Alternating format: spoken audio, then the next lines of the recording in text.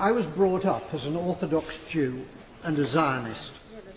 On a shelf in our kitchen was a tin box of the Jewish National Fund, into which we put coins to help the pioneers building a Jewish presence in Palestine. I first went to Israel in 1961, and I've been there since more times than I can count. I had family in Israel, and I have friends in Israel. One of them fought in the wars of 1956, 1967 and 1973, and was wounded in two of them. The tie clip which I'm wearing is made from a campaign decoration awarded to him, which he presented to me. I've known most of the prime ministers of Israel, starting with the founding prime minister, David Ben-Gurion. Golda Meir was my friend.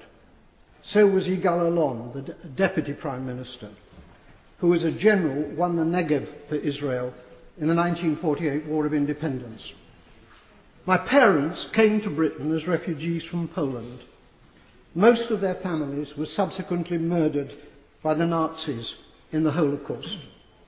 My grandmother was ill in bed when the Nazis came to her hometown of Stachov. A German soldier shot her dead in her bed.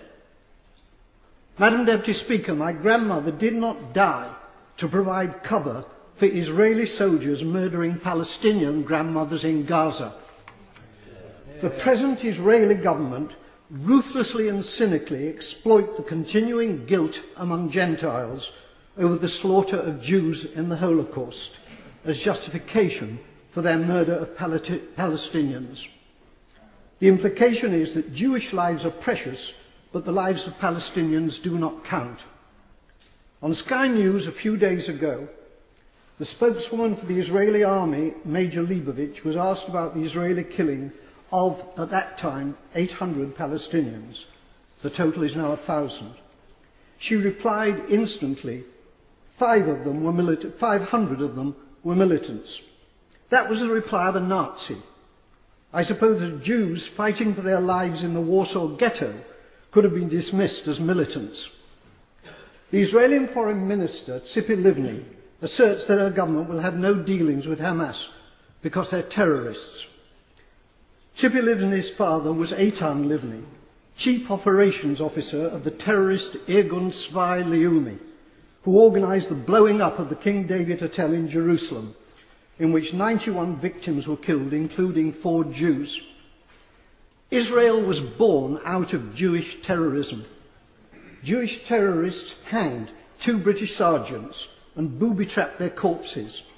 Irgun, together with the terrorist Stern Gang, massacred 254 Palestinians in 1948 in the village of Deir Yassin. Today, the present Israeli government indicate that they will be willing, in circumstances acceptable to them, to negotiate with the Palestinian President Abbas of Fatah. It's too late for that, Madam Deputy Speaker. They could have negotiated with Fatah's previous leader, Yasser Arafat, who was a friend of mine. Instead, they besieged him in a bunker in Ramallah, where I visited him. It's because of the failings of Fatah since Arafat's death that Hamas won the election, the Palestinian election in 2006. Hamas is a deeply nasty organisation, but it was democratically elected, and it is the only game in town.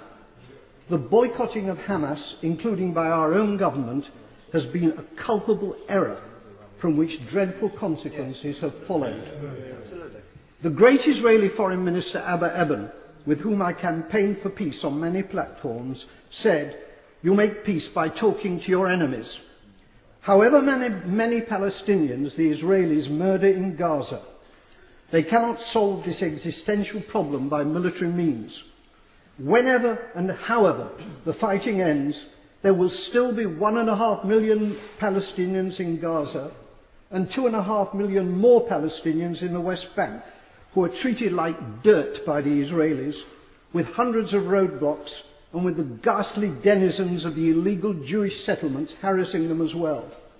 The time will come, not so long from now, when they will outnumber the Jewish population in Israel. It's time for our government to make clear to the Israeli government that its conduct and policies are unacceptable and to impose a total arms ban on Israel. It is time for peace, but real peace, not the solution by conquest, which is the Israelis' real goal, but which is impossible for them to achieve. They're not simply war criminals, they're fools.